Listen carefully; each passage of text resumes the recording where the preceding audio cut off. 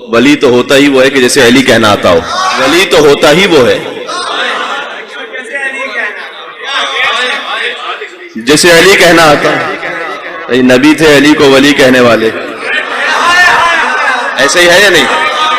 میں کہہ رہا ہوں نبی تھے علی کو ولی کہنے والے, اور ولی بن گئے یا علی کہنے والے. کیا ہی ماحول ہے, کیا ہی کیفیت ہے, سبحان اللہ. اور میرے جو عزیز بزرگ ساتھی ہیں انہوں نے یہ بتلایا کہ جب یہاں نماز بھی ہوتی ہے تو تشریف لاتے ہیں مختلف مکاتب فکر سے نمازی, اور آ کر نماز پڑھتے ہیں. علی کا دروازہ تو سب کے لیے کھلا ہوا ہے, علی کا دروازہ تو سبھی کے لیے کھلا ہوا ہے. دیکھو مولا علی علیہ السلام کو مثال دی ہے, یہ قبلہ تشریف فرمائے یہاں پر عالم دین ہے, نماز جماعت پڑھاتے ہیں, بچوں کے لیے قرآن کا اہتمام کرتے ہیں. اور خیرکم من تعلم القرآن وعلمہ, تم میں سے بہترین وہ ہے جو قرآن پڑھے اور قرآن پڑھائے. تو قبلہ کو خاص ہدیہ کرتے ہوئے کہ سورہ نحل میں اللہ سبحانہ وتعالیٰ نے شہد کی مکھی کا ذکر کیا. اس میں دیکھو تھوڑا سا سطح عمومی سے ایک بات ایک درجے تک لے جاؤں گا, اے میرے ساتھ انشاءاللہ آپ تو وہاں اللہ سبحانہ وتعالیٰ نے شہد کی مکھی کا ذکر کیا کہ ہم نے شہد کی مکھی کی طرف وحی کی. وَأَوْحَىٰ رَبُّكَ إِلَى النَّحْلِ, ہم نے شہد کی مکھی کی طرف وحی کی کہ وہ جائے اور پھولوں سے رس کو حاصل کرے, اور جب وہ رس کو حاصل کر لے. اچھا آیت پوری کروں گا لیکن حدیث پہلے سنا دوں. ایک مولا نے فرمایا ہے کہ جب شہد کی مکھی اس رس کو حاصل کرتی ہے تو پھولوں سے تو رس کڑوا ہوتا ہے. اب پھول ڈائریکٹ منہ میں لیں گے تو میٹھا تھوڑی ہوگا شہد کی طرح.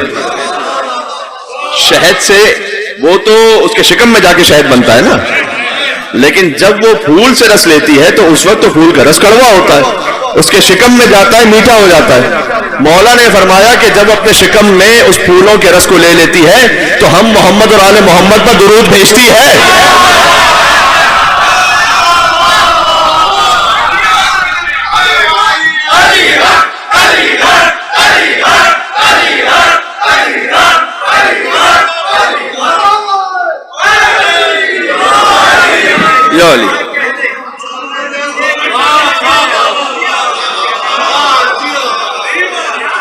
سبحان اللہ.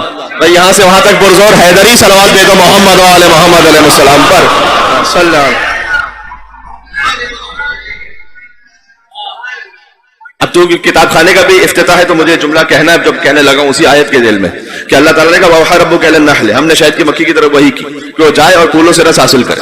دیکھو ایک عالم دین کا کام بھی یہی ہوتا ہے کہ وہ مختلف کتابوں سے اس خوشبو کو حاصل کر کے شہد بنا کر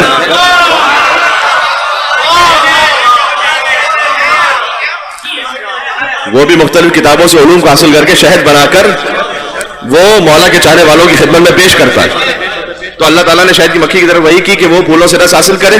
پھر مولا اللہ سبحانہ وتعالیٰ نے فرمایا کہ جب وہ ان پھولوں سے رس کو حاصل کر لیتی ہے تو اس کے شکم میں ایک مائع بنتا ہے.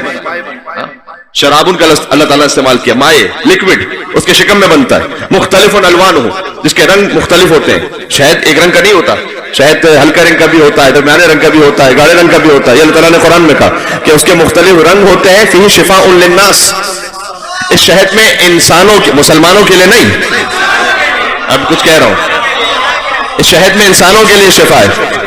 مولا نے فرمایا اس کا ایک ظاہر ہے, اس کا ایک باطن ہے.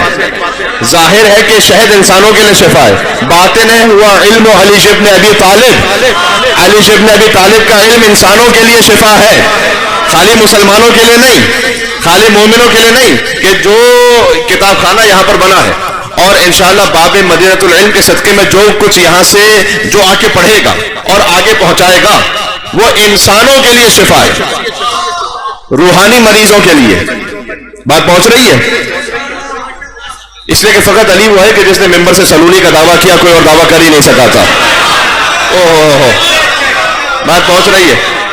دیکھو اب میں چونکہ علم پہ بات کرنا چاہ رہا ہوں کتاب خانے کی وجہ سے. دو دعوے ایسے ہیں جس کو کرنا بہت مشکل ہے.